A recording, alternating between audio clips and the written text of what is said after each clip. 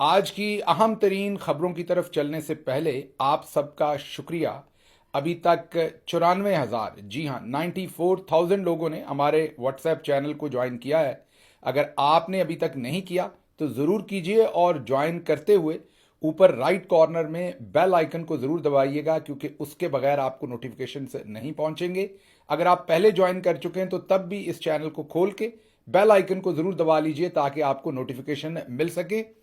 और ये जो आपकी ज्वाइनिंग होगी ये कॉन्फिडेंशियल रहेगी, ना हमें पता होगा कि आपने ज्वाइन किया है ना ही चौधरी निज़ामुद्दीन साहब को।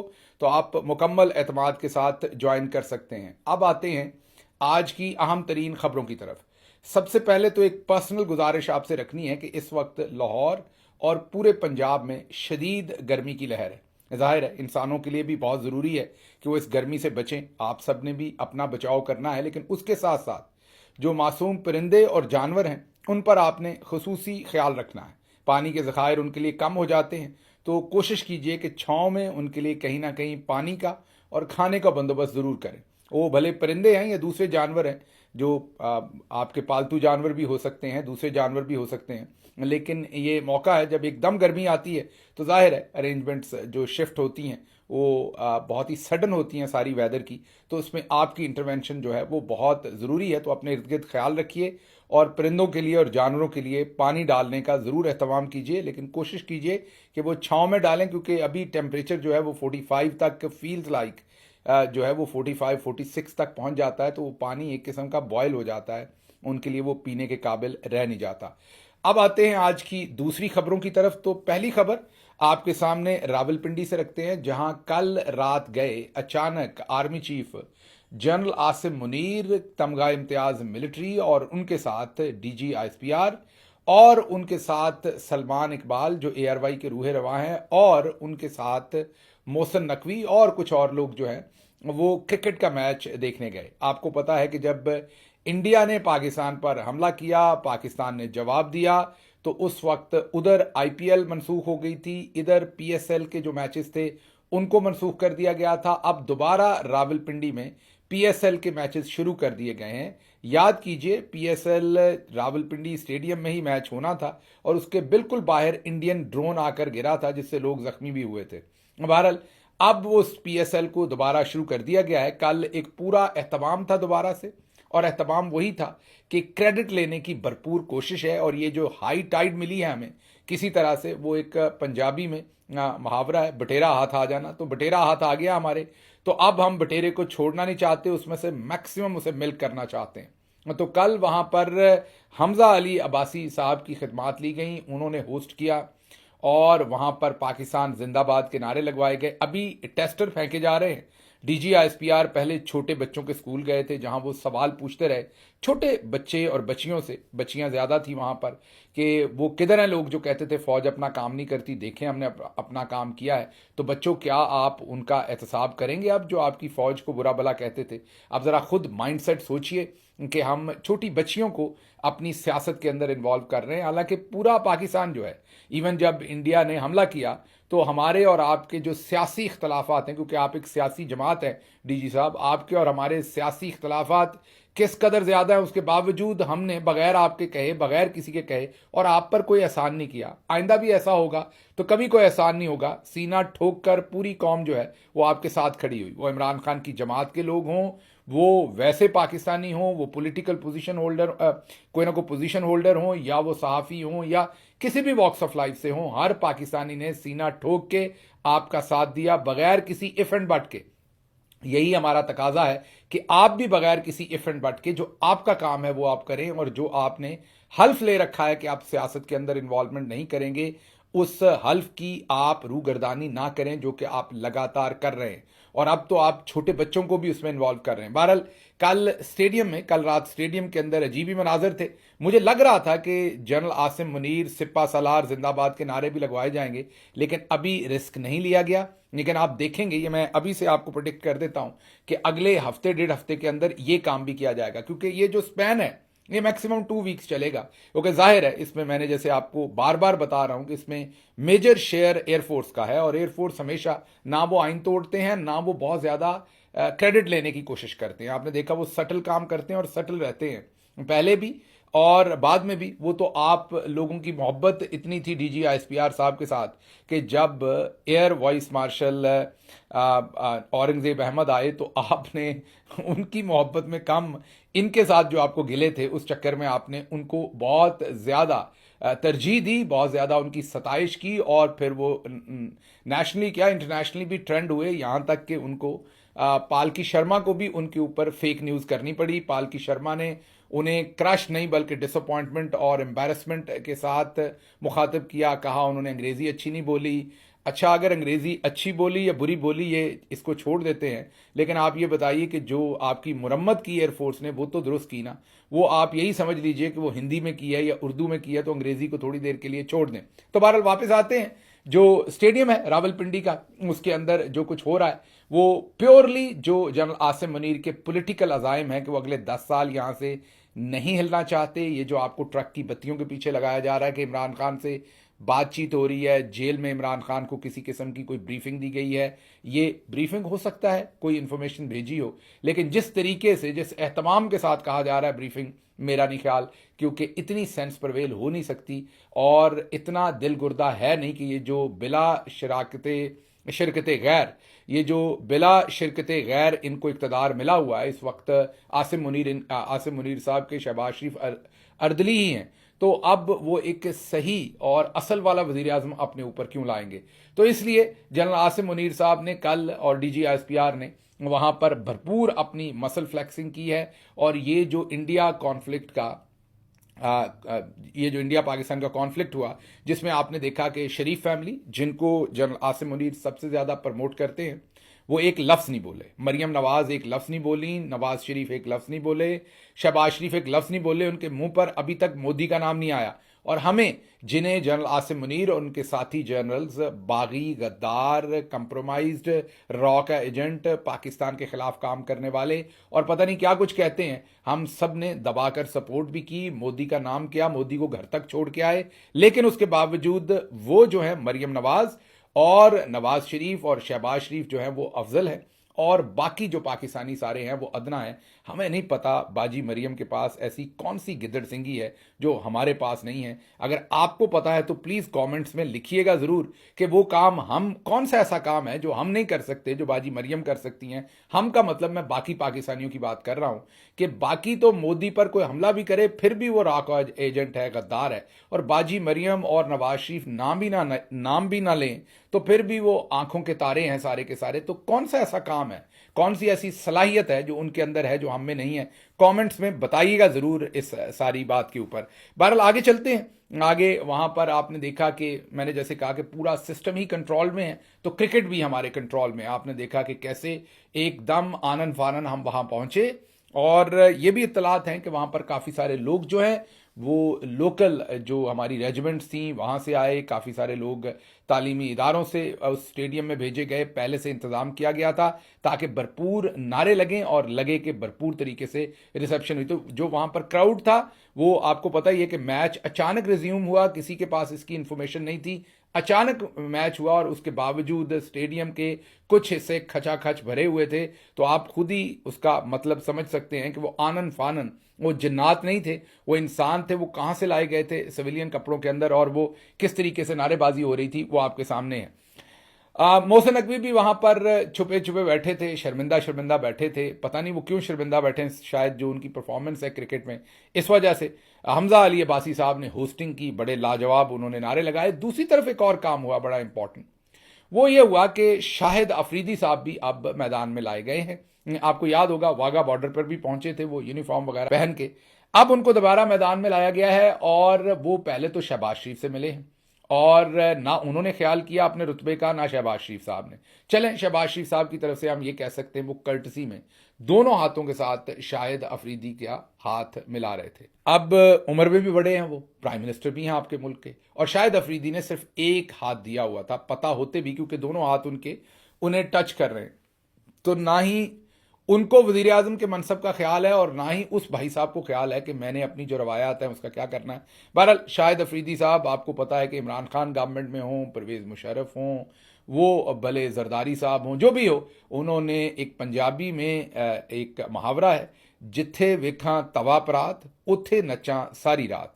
वो शाहिद अफरीदी साहब के ऊपर बहुत ही माजरत के साथ पूरा आता है। जहां पर इन्हें कोई लाइमलाइट मिल सकती है, जहां पर बहुत शिद्दत से उनका दिल है कि उन्हें मोहसिन नकवी की जगह पर पीसीबी का चेयरमैन बना दिया जाए, मरते फिर रहे हैं वो इसके लिए, और अब वो पहुंचे हैं। और फिर उनकी मुलाकात आर्मी चीफ के साथ नजर आई तो वो तो चुम्मियों पप्पियों तक चली गई। आर्मी चीफ को उन्होंने ये कान के नीचे, हमने सुना है यहां पर जो रगें होती हैं वो बहुत ही सेंसिटिव होती हैं, पता नहीं उन्होंने इसी जगह का इंतखाब क्यों किया, क्योंकि हमारे कल्चर में तो ये नहीं है। अरबियों के कल्चर में गाल शाल के ऊपर बोसा करना है, लेकिन उन्होंने आर्मी चीफ को गर्दन पर किस किया, बहुत ही वो ऐसे ही जैसे बिछड़े हुए बहुत देर के बाद मिले हैं। मतलब कि भरपूर किस्म की वो इस वक्त पॉलिश कर रहे हैं कि किसी तरीके से उन्हें पीसीबी का चेयरमैन बना दिया जाए। तो मैं अभी प्रिडिक्ट कर देता हूं जो हमारे चौधरी निजामुद्दीन साहब का मिजाज है और जो पिछले 75 साल में हमने देखा है, शाहिद अफरीदी साहब को जरूर कोई ना कोई ओहदा आने वाले दिनों में मिलेगा। ये अभी से आप मेरी प्रेडिक्शन रख लें। ये को मेरे पास इल्म नहीं है, उनकी जो पॉलिश मारने की सलाहियत है और जितनी जवामर्दी के साथ वो पॉलिश मार रहे हैं, अगले मोर्चों पर पहुंच के मार रहे हैं पॉलिश, उससे लगता है कि उन्हें बहुत जल्द कोई ना कोई पोजीशन जो है वो मिल जाएगी। पिछले वीलॉग में हमने आपके सामने खबर रखी थी कि इंडिया फिर से तैयारियां कर रहा है और अब वो पाकिस्तान के खिलाफ एक सफारती महाज के ऊपर अपना 7 रुकनी वफ्द भेज रहा है, जिसकी क्यादत जो कांग्रेस के एमपी हैं, मेंबर पार्लियामेंट हैं, शशि थरूर, वो कर रहे हैं। और पाकिस्तान ने उसको रिस्पॉन्ड किया है। शहबाज शरीफ साहब ने, जाहिर है उनको पाकिस्तानी मिलिट्री ने कहा कि आप भी ये करें। तो जनरल साहब के कहने पर शहबाज शरीफ ने सुबह फोन किया और बिलावल जरदारी को उन्होंने कहा कि इस तरफ से आप नुमाइंदगी करेंगे। अब जरा गौर कर लीजिएगा, मैंने कल ही कहा था व्लॉग में कि खुदारा अब ये कोई फेक किस्म के जो पॉलिटिशियंस हैं इनको ना भेज दीजिएगा, क्योंकि इंटरनेशनली लोगों ने सलाहियत देखनी है। अब जरा जो शशि थरूर हैं उनका और जो जरदारी साहब हैं, बिलावल जरदारी, उनका कंपैरिजन अगर आप देखें तो आपको नजर आएगा कि उन्होंने 29 साल, जी हां 29 ईयर्स उन्होंने अंडर सेक्रेटरी के तौर पर यूनाइटेड नेशंस में इंडिया को रिप्रेजेंट किया है। 2007 या 9 में वो सियासत में आए हैं और एमपी बने, और अब ये एक्सपीरियंस भी उनका 15-16 साल का है एमपी का। लेकिन इसको छोड़ दें, उससे पहले उन्होंने पीएचडी कर रखी है अमेरिका की एक नामी यूनिवर्सिटी से, और इंटरनेशनल रिलेशंस के अंदर उनकी पीएचडी है, उनका डॉक्टरेट है। और उसके साथ साथ उन्होंने 29 साल अक़वाम मुत्तहिदा के अंदर इंडिया को रिप्रेजेंट किया है। उसके बाद वो सियासत में आए हैं, 23 से ज्यादा किताबें लिख चुके हैं, history, international relations, fictions, literature, इन तमाम चीज़ों के अंदर उनका इंटरेस्ट है। विटी हैं, बहुत ही पाए के वो स्पोक्स पर्सन हैं, बहुत ही पाए के वो मुकर्रर हैं, बहुत ही बेहतरीन बोलते हैं और उनको खुदादाद सलाहियतें मिली हुई हैं। दूसरी तरफ हमारे बिलावल जरदारी साहब हैं, हालिया थोड़ी देर मतलब कोई 5-6 महीने में माशाल्लाह बड़े जाज़बे नज़र लगना शुरू हुए हैं, कुछ काफ़ी तब्दीली आई उनमें, लगता है उन्होंने बहुत एक्सरसाइज करना शुरू की है, या फिर कोई और अवामल होंगे, गर्मी शर्मी ज़्यादा हो गई होगी पाकिस्तान में, क्योंकि एकदम ऐसे उन्होंने अपने आप को स्लिम एंड स्मार्ट किया, ऐसे जैसे आम के अंदर से गुठली निकाल दें। ये मैं कोई तज़ीक अमेज लहजे में नहीं कह रहा, मैं वैसे इतना फ़र्क पड़ा ये मैं बताने की कोशिश कर रहा हूँ कि इतना ज़्यादा फ़र्क पड़ा, इसके अलावा और मैंने कोई फ़र्क नहीं देखा। ये उनकी पर्सनैलिटी में कम अज़ कम बहुत वाज़े फ़र्क आया है। बाकी उर्दू वो अभी भी वैसे ही बोलते हैं जैसे जब हम ताजे बरतानिया के अंडर थे तो वाइसराय इधर आके हिंदी और उर्दू जिस तरह की बोलते थे वैसी तभी भी बोलते हैं। आप गूगल करें तो गूगल या चैट जीपीटी पे इन पर रिसर्च करें तो चैट जीपीटी और गूगल भी कहता है कि इनकी इंग्लिश में ब्रिटिश एक्सेंट जो है वो बहुत वाजे है। मतलब पूरी दुनिया समझती है कि ये ब्रिटिशर ही हैं बेचारे बोलने में, पाकिस्तान में तो हुकूमत करने के लिए मजबूरी है, फंसे हुए हैं। तो एक तरफ मिस्टर थ्रोर जो, बल्कि डॉक्टर थ्रोर जो कि इंटरनेशनल पाए के एक सेल्फ मेड आदमी हैं, पूरी जिंदगी गुजार के यहां पहुंचे हैं। दूसरी तरफ हमें एक झूठी सच्ची वसीयत में, जब हम छोटे से बच्चे थे तो हमारे नाम पर एक पार्टी निकल आई, फिर अब्बा जी ने दुकान को संभाल के रखा, जब हम इस काबिल हुए थोड़े से बड़े तो दुकान हमारे सुपुर्द कर दी गई, मीन फैमिली लिमिटेड जो काम चल रहा है। तो अब ये जाकर इंटरनेशनली पाकिस्तान की रिप्रेजेंटेशन करेंगे। ये हैं चौधरी निजामुद्दीन साहब के वो नगीने जिनको इन्होंने चुन रखा है और जिनसे ये काम लेना चाहते हैं। अच्छा जी, अगली खबर जो है वो आपके सामने आजकल क्योंकि मामला चल रहा है, नवाज शरीफ साहब को भरपूर तरीके से क्रेडिट देने की कोशिश की जा रही है। नून लीग कह रही है, एक तरफ शहबाज शरीफ कह रहे हैं कि मैं हल्फ देता हूं कि मेरे सामने जंग की सारी planning army chief general Asim Munir तमगा इम्तियाज मिलिट्री ने की। दूसरी तरफ अजमा बुखारी, सदीकी साहब जो हैं सेनेटर, वो सब ये कह रहे हैं कि इसका सारा डिज़ाइन, सारी प्लानिंग नवाज शरीफ ने की। ये पहली दफ़ा नहीं है। इससे पहले एक तो ये पढ़े लिखे नहीं, ऊपर से ये कोशिश नहीं करते। उसी तरह का काम पहले भी ये कर चुके हैं। वो जो डंटोनक साहब हैं, उन्होंने एक दफ़ा कहा कि इंडिया ने 5 धमाके किए, पाकिस्तान ने भी वापस 5 धमाके किए। जब नवाज शरीफ साहब घर गए तो उन्हें अचानक याद आया। ये आपने गौर करना है, एक तो ये पढ़े लिखे नहीं, ऊपर से कोशिश नहीं करते। ये सारे ही ऐसे हैं। उन्होंने कहा कि इंडिया ने 5 एटमी धमाके किए, पाकिस्तान ने भी 5 एटमी धमाके किए। फिर नवाज शरीफ साहब घर आए तो उन्हें याद आया कि तो बराबर हो गए, हमने तो एक ज्यादा करना था, तो उन्होंने धमाका कर दिया। नहीं नहीं, घर पे नहीं किया। आप सब परेशान हो गए होंगे कि खाना ज्यादा खा लिया होगा, कोई डकार शिकार मार दिया होगा, कोई बर्फ आ गया होगा, तो आपको लग रहा होगा कि घर पे धमाका कर दिया। नहीं नहीं, उन्होंने ये कहा है, इतना भी अभी काम आगे नहीं बढ़ा, उन्होंने ये कहा कि उन्होंने सुबह फिर छठा धमाका किया। तो इनको ये लगता है, मन दही भी जवानी हो, आपने दही बनानी हो, उसको भी वक्त लगता है, प्लानिंग लगती है। मतलब एक तो ये पढ़े लिखे नहीं, ऊपर से कोशिश नहीं करते और बाकियों को भी बेवकूफ़ समझते हैं। इनको लगता है कि पाकिस्तान ने 5 धमाके करने का अरेंजमेंट किया था। रात को मियाँ साहब घर गए, अचानक उन्हें लगा छठा करना है। उन्होंने फ़ोन उठाया, उन्होंने कहा कि उतों दुकान तो शहबाज जड़ा है ना, वो आधा किलो दही लेंदा आई। मीन के वो दही लाना था जो जाके दुकान में से ले आए। या उधर डॉक्टर अब्दुल कदीर, अल्लाह उनको जन्नत में जगह दे, उनके दर्जात बुलंद करे, वो और उनके साथियों को उन्होंने फ़ोन किया कि एक मिठा पान सवेरे और ला दो जनाब। मीन एटमी धमाका नहीं था कोई, आपने बस ब्रेड खरीदनी थी दुकान से। जाहिर है उसकी पूरी एक प्लानिंग की जाती है, पूरा सिस्टम एक ऑर्गेनाइज किया जाता है। मैं तो एक्सपर्ट नहीं हूं, लेकिन इतनी कम अज कम बेसिक कॉमन सेंस तो है ना कि उसके लिए एक पूरा लंबा चौड़ा, like it takes time, few days तो लगेंगे कम अज कम। लेकिन उन्होंने कहा कि सुबह उन्होंने छठा धमाका कर दिया, बराबर कर दिया। उस पर डॉक्टर कदीर खान साहब ने क्या कहा था उस वक्त अपने एक इंटरव्यू में, ये जरा सुनिएगा पूरे का पूरा। इनका जो दावा था और उनका जो इनको जवाब था वो सुनिएगा। नवाज शरीफ साहब बारहा कहते हैं कि अगर मैंने फैसला ना किया होता, अमरीकी दबाव ना बर्दाश्त किया होता, तो पाकिस्तान कोवर्ट से ओवर्ट न्यूक्लियर पावर न बनता। आपकी असेसमेंट चाहिए जी। अब ये तो सब तारीख को पता है, आप एसएम जफर साहब से पूछ लीजिए क्या पूरी एनजीओ किसने बनाया। नवाज शरीफ साहब तो पटाखा भी नहीं फोड़ सकते थे और न फोड़ने के काबिल हैं। इनमें तो इतनी भी सलाहियत नहीं थी कि जब मिसाइल फायर हुई, इतना बड़ा वो कारनामा था पाकिस्तान के लिए, बैलिस्टिक मिसाइल गोली फायर, तो भी कोई नहीं आया खड़े होकर देखता। और जब न्यूक्लियर एक्सप्लोजन हुई तो भी, हालांकि इतना अहम मामला था, मुल्क पार बन रहा था, जहाज में बैठ के आते, आधे घंटे का काम था, लेकिन जरूरत नहीं हुई कि आकर देखते। तो ये बात सब सुन लिया आपने। उन्होंने कहा इनको इतनी तौफीक नहीं हुई कि जब मिसाइल चला ये तब आके उसको देख लें, जब एटमी धमाके हुए तो तब आकर ये जो कंट्रोल सेंटर था उसमें आकर बैठ के देख लें। चले वहां नहीं तो थोड़ा दूर रह के किसी सेफ जगह पर देख लेते। लेकिन वो मियाँ साहब के तो अपने ही धमाके निकल गए होंगे ये सोच के कि धमाका हो रहा है, वो किसी और तरफ को चल पड़े होंगे। तो ये वो तरीका है, ये लूमड़ को शेर बनाकर बेचने की जो कोशिश है नून लीग की, ये बहुत पुरानी हो गई। अच्छा आगे चलते हैं जी।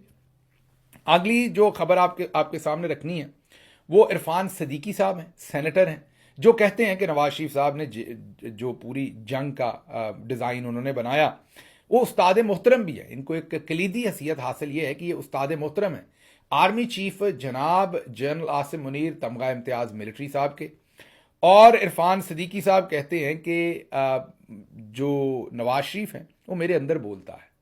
आप ये ना कहें कि नवाज शरीफ बोला नहीं, आप ये ना कहें नवाज शरीफ ने इंडिया पे कोई बात नहीं की। जब मैं बोलता हूं तो नवाज शरीफ बोलता है।